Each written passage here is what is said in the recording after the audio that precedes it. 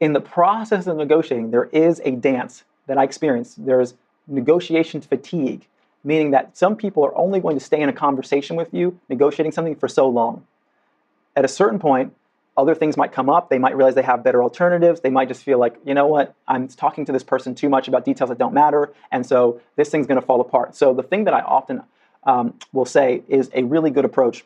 If you have big asks, I'll call them, and little asks in any situation, right? This could be an employee negotiating with vendors, contractors, whatever it is. Really get everything out on the table first, and then understand the sequence of negotiating, right?